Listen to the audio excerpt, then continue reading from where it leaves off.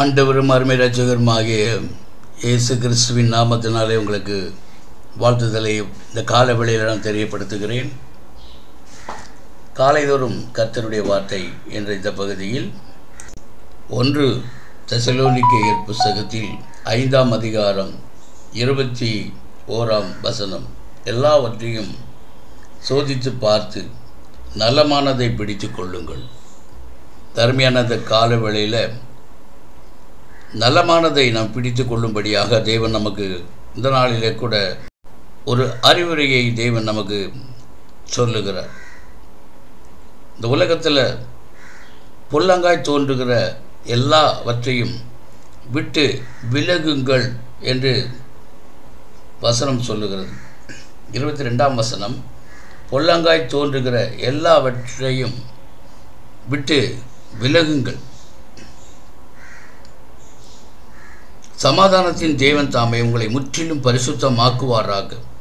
உங்கள் ஆவி, ஆத்மா, சரீரம் முழுவதும் நம்முடைய கர்த்தராகிய இயேசு கிறிஸ்து வரும் பொழுது குற்றமற்றதாக இருக்கும்படி காக்கப்படுவதாக என்று சொல்லி வசனங்களை நாம் பார்க்கிறோம். இந்த நாளில் நலமான காரியங்களை நாம் வேதத்தில் பார்க்கும்போது முதலாவது ஞானமே நல்லது என்று சொல்லுகிறது. நீதிமொழிகள் 8:11 சொல்லுகிறது, முத்துக்களை பார்க்கிலும் ஞானமே நல்லது, இரட்சிக்கப்படத்தக்கவைகள் எல்லாம் அதற்கு நிகரல்ல என்று சொல்லுகிறது. ஞானம் தன்னை உடையவர்களுக்கு ஜீவனை தரும் என்று பிரசங்கி 7:11-12 சொல்லுகிறது. பலத்தை பார்க்கிலும் ஞானமே உத்தமம், யுத்த ஆயுதங்களை பார்க்கிலும் ஞானமே நல்லது.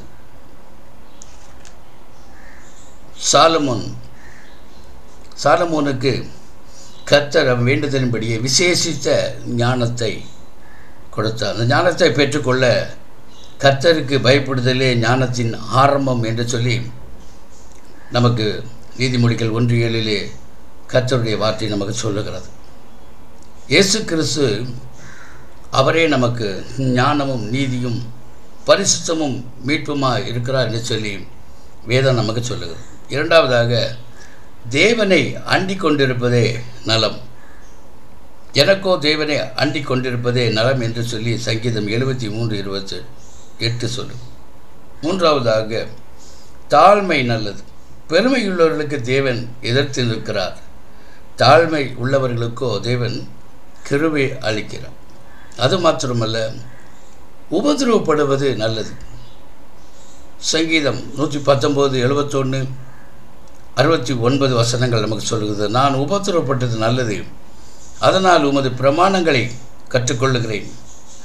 நான் உபத்திரவப்படுவதற்கு முன் வழி தப்பி நடந்தேன், இப்பொழுதோ உம்முடைய வார்த்தைகளை காத்து நடக்கிறேன் என்று சொல்லி நாம் காண்கிறோம். யோபு தன்னுடைய வாழ்க்கையில் எல்லா பகுதிகளிலும் உபத்திரவப்பட்டார், ஆனால் அதனால் தேவனுடைய அற்புதமான ஆசீர்வாதங்களை பெற்றுக்கொண்டார் என்று சொல்லி நாம் காண்கிறோம். அது மாத்திரமல்ல, சங்கீதம் 119:72 சொல்லுகிறது, அநேகம் 1000 பொன் வெள்ளியை பார்க்கிலும் நீர் விளம்பின வேதமே எனக்கு நல்லது. இன்றைக்கு தேவனுடைய வேதத்தை நாம் அதிகமாக நேசிப்போம், கற்றுக்கொள்வோம். தேவனுடைய கற்பனைகளை கவனிக்கும் போது அது நம்மளுக்கு நல்லதாக இருக்கிறது. லூக்காவின் புஸ்தகம் 10ஆம் அதிகாரம், ஆண்டவராகிய இயேசு ஒரு கிராமத்துக்கு பிரவேசித்தால் அங்கே மார்த்தாள், மரியாள் என்ற ஸ்திரீகள் இருந்தார்கள்.